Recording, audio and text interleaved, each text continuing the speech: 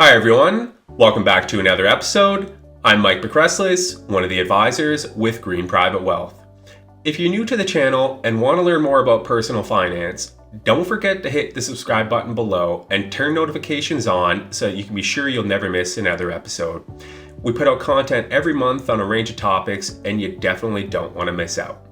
Today, we're going to be looking at some strategies and guidelines for people who receive an inheritance because we find it can be a very overwhelming experience and people oftentimes don't know where to start. There's a lot to process, a lot of emotions behind it, and because of this, we really recommend that people take time to just slow down, take things slow. There's absolutely no rush. What you want to do here is really just take time to evaluate things and really get a plan put in place. But like I said, don't rush into things and only move forward when you feel you're ready to.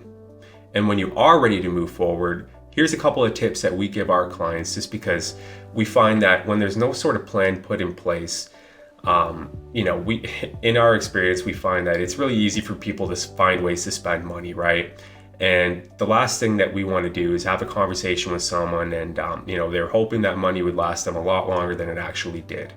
So here's a couple tips to avoid finding yourself in that situation.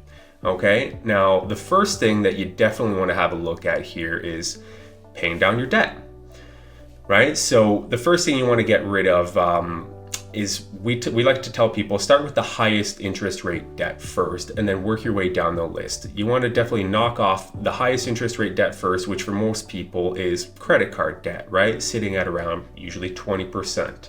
You want to get rid of this right away. Okay, so as soon as you get that taken care of, the next thing you want to take a look at would be any other sort of loans and lines of credit.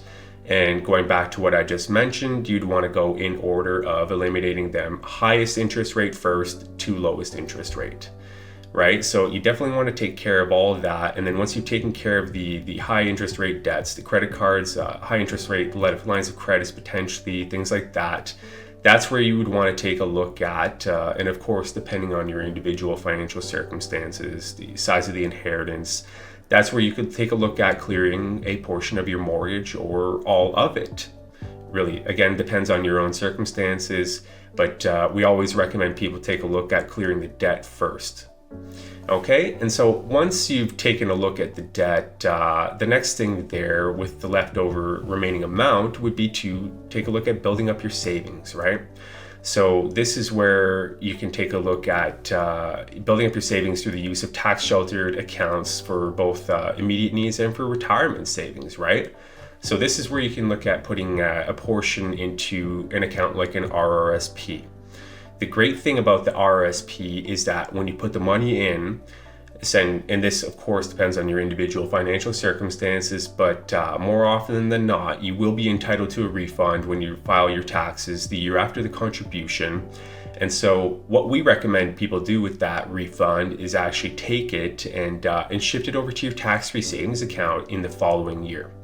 It really, it adds that snowball effect of your savings, right? Everything's compounding on itself. And we find that over time, if people are disciplined to stick to a strategy like that, it can have a significant difference on the size of your nest egg for retirement. So kind of segueing into the tax-free savings account next, right? The beauty about these accounts is when you put the money in, all of the growth that happens in the account is tax-free. And even when you go to take the money out when you need it, whether that's before retirement or in retirement, you're again paying no tax, right? So why this is so important is because tax is one of the biggest wealth killers out there, right? So if we can have our clients pay less tax, that means more money in your pocket, less money in CRA's pocket, and we're always a big fan of that. Okay, so once you've maxed out those two accounts, there are a few other options. For prospective first-time home buyers, there is the new First Home Savings Account, right? So this is another account that you can put money into if you're looking to buy your first home and have that money grow tax-free, and it really helps out with getting you a sizable down payment for a home when you're ready to pull the trigger on that purchase as well.